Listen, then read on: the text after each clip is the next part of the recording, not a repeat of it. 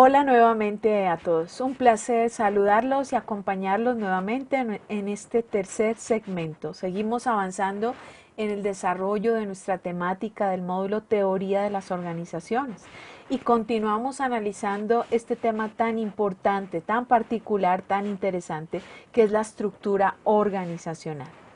Hemos venido analizando algunos elementos de fondo y de forma importantes en las empresas y es la importancia o el impacto que tienen los subsistemas, viéndolo como elementos que están atados a ese sistema general que es la organización.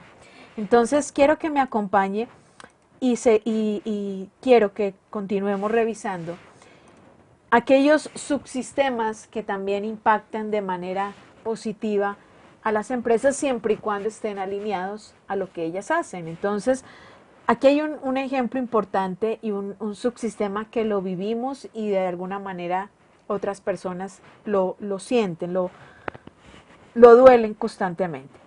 Sí, el subsistema de dirección. Y entiéndase ese subsistema como todas aquellas cabezas de área que hay dentro de una organización.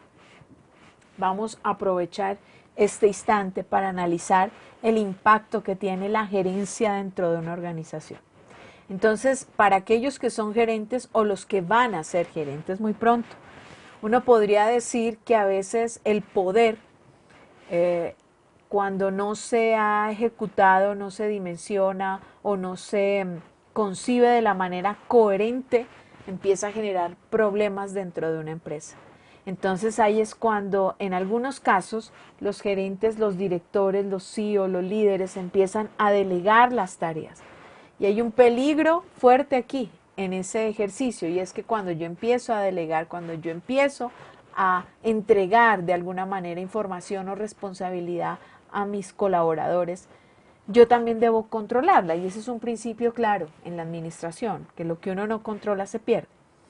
Entonces, esa parte es importante analizarla y quiero que usted en este momento vaya y visualice la imagen del organigrama de su compañía, donde usted trabaja, donde usted labora. Si lo conoce, si no, voy a pedirle que se acerque a conocerlo, que indague y que por lo menos usted pueda tener aquí en su pensamiento, en su cabeza, cuál es esa fotografía, qué tan grande es esta organización. Además porque la estructura organizacional le va a permitir a usted de alguna forma también dimensionar el negocio en el que usted también participa.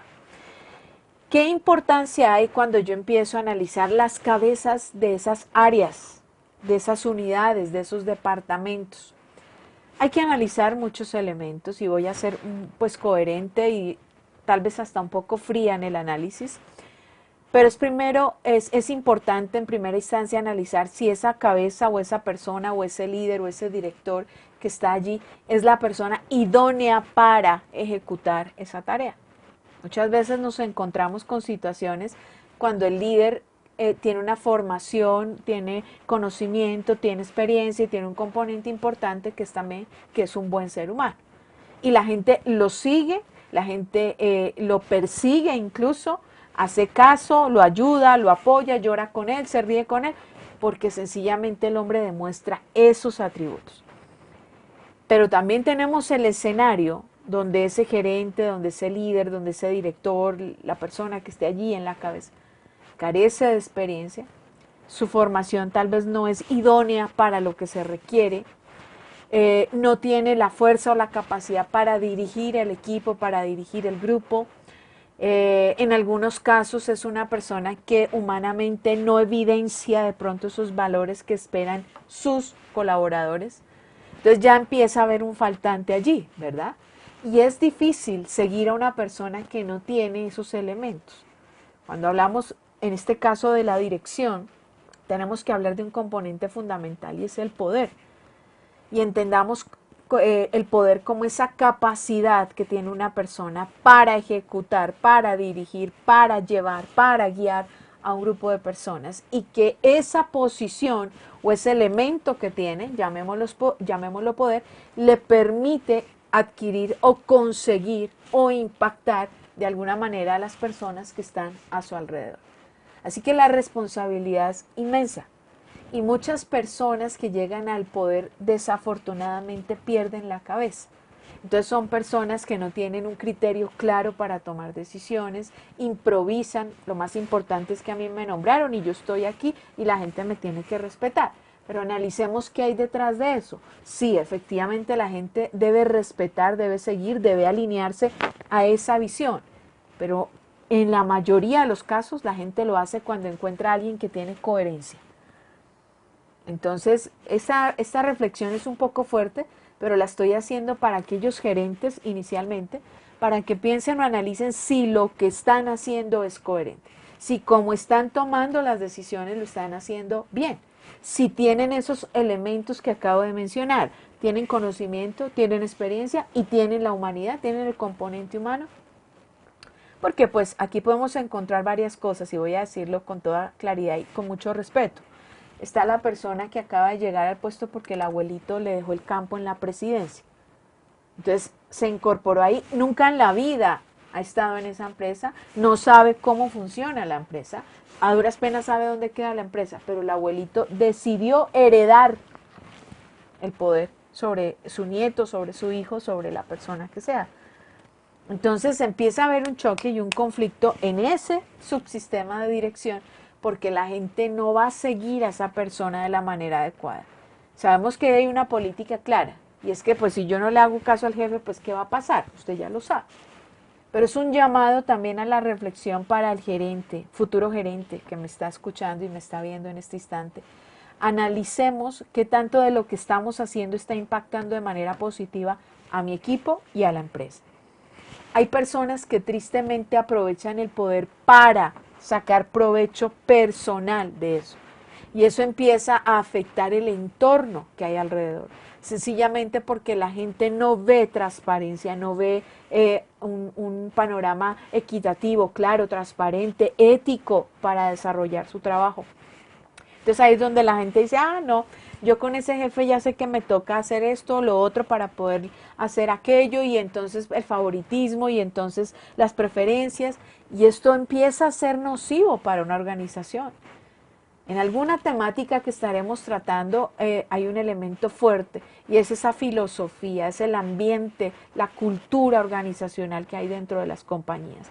Y a veces este subsistema tristemente puede alterar ese elemento, porque la gerencia, la dirección también tiene que estar alineada, tiene que ser coherente.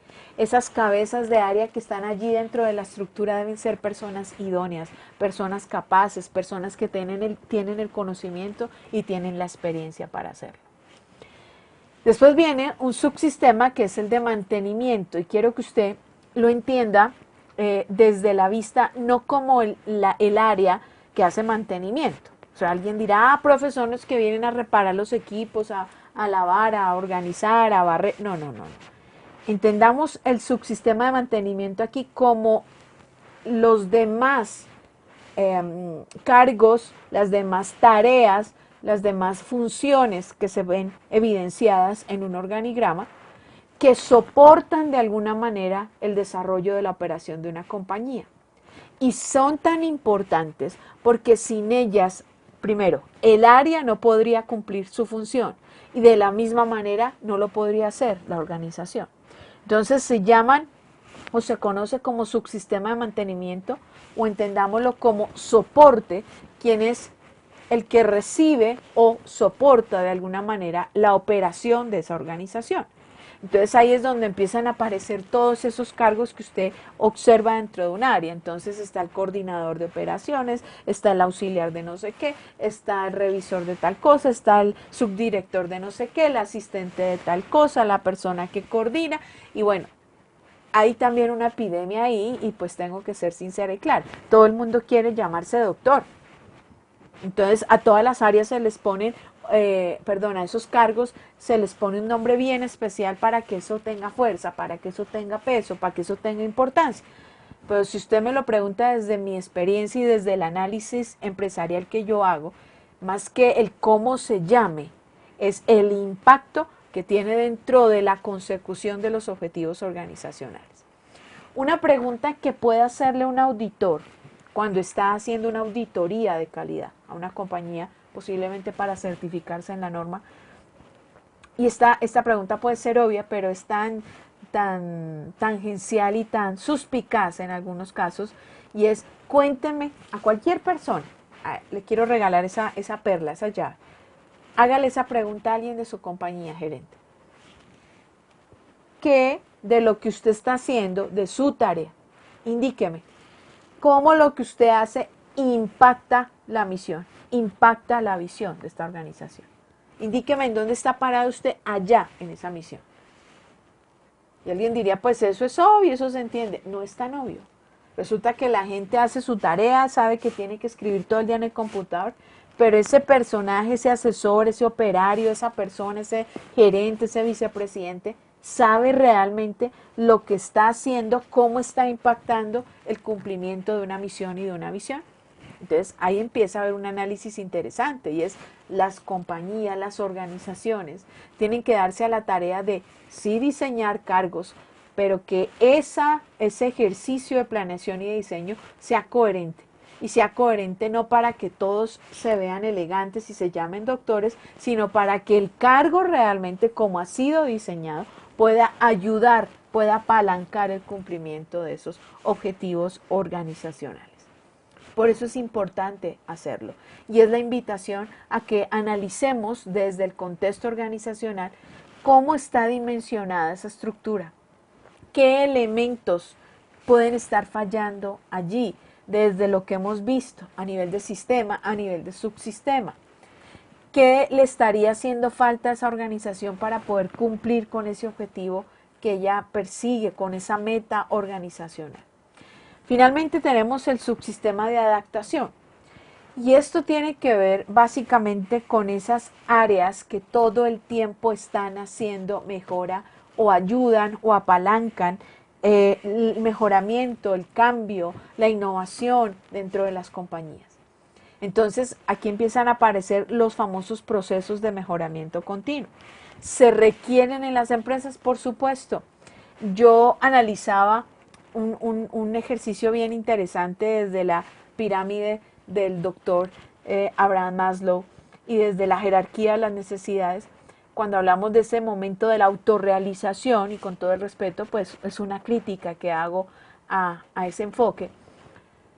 Y es que realmente las personas no podemos afirmar que estamos autorrealizadas plenamente.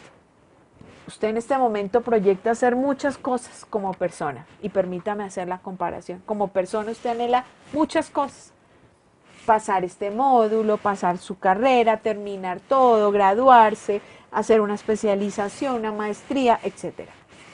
Ascender en la empresa, casarse, bueno, qué sé yo. Yo le pregunto, si todo eso se cumpliera de aquí a un periodo de tiempo, no considero, no creo, no es probable que las personas digan: ya hice todo, que listo, no tengo nada más que hacer. En la mayoría de los casos, las personas siempre vamos a querer más, ¿verdad? Entonces cumplimos una meta hoy y tenemos que ahora proyectarnos a la siguiente. Y esa es la dinámica que vamos a tener constantemente. Entonces, estos subsistemas de adaptación son aquellos procesos que se empiezan a involucrar en la empresa, y que su tarea, su labor, su misión es todo el tiempo estar ajustando aquello que se necesita para que todo el engranaje de esa máquina, de ese reloj, funcione de manera adecuada y acertada. Así que fíjese que estos son ejemplos de esos subsistemas, cómo se van enlazando con ese sistema grande, ese sistema mayor que tenemos, para así poder lograr ese cumplimiento de los objetivos organizacionales. Ha sido un placer trabajar con ustedes en este segmento, y espero encontrarme nuevamente con ustedes en una próxima oportunidad.